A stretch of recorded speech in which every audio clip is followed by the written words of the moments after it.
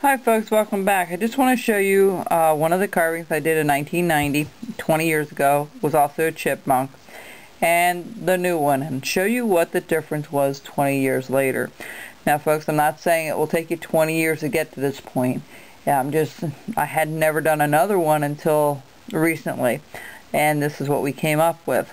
So if you're one of these people that are wondering if you'll ever be able to carve, especially you new folks, we all started somewhere, and you can see the vast difference between the two. The head's definitely a lot wider. I have an indentation for the eye.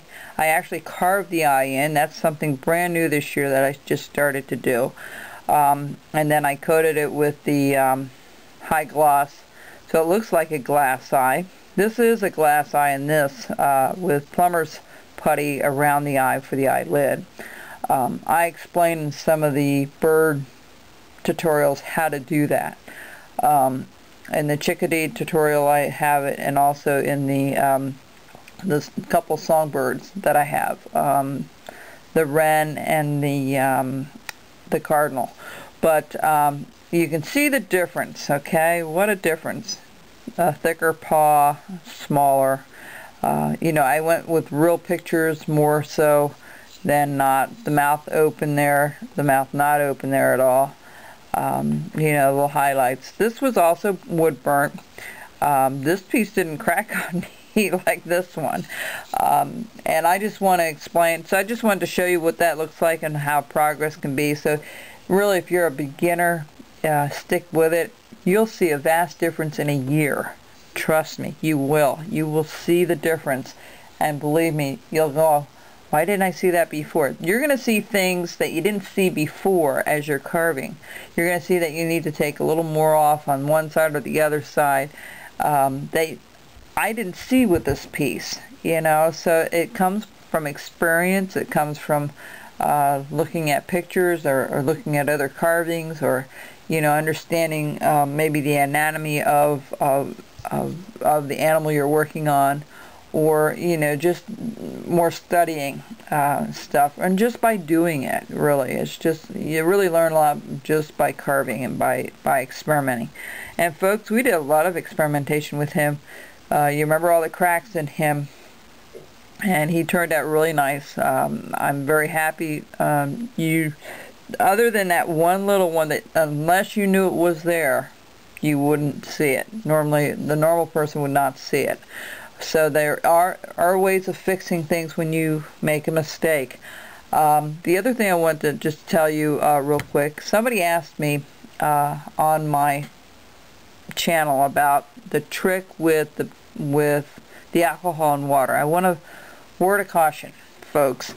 Don't overdo it with it, okay? If you have a tough piece, what I often do is I spray it lightly, and then I throw it in a plastic bag, and I leave it either for a couple of hours or overnight, and then I start carving. I did some of the pansies I did that way because they were a little tough. The wood was just not quite soft enough for me to work with it, and it's such a delight to have a nice piece to work on. So you do take that chance that it can check on you. I only had two pieces in the last year that did it. Was this piece and the hobo angel, like I said before. So just use it sparingly. You can use it when you do the eyes, like I did. Just spray it on the surface. It will go in a little ways, but it's not like when you soak it to death. Just be very careful with it.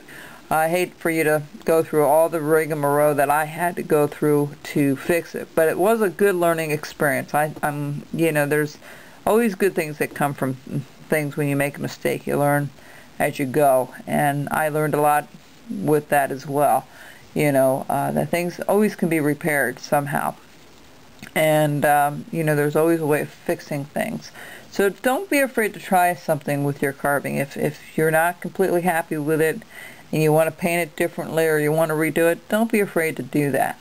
You only learn by trying it out. Okay, folks, so that was one of the questions that I had asked. And also, she also asked about the stem on the tulip.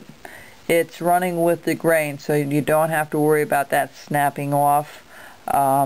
It's a lot of strength in that piece because the stem is running along with the grain. So if you have, like, the tail here is running with the grain, it's very, very solid. This will not break off, okay? It might over here because the grain's going through it and across it, but you know, when you're doing your pieces, be mindful of how you're laying that wood out to cut it and to give it strength. Okay, folks, thanks a lot for joining me. I hope you enjoyed seeing this. I'll try to show you some other stuff that I did in the beginning. And folks, we all started somewhere. That's what the whole point of showing you this. We all started someplace. So don't be discouraged if it didn't turn out exactly as you thought it would. Just keep at it. Okay, folks? Take care. Bye-bye.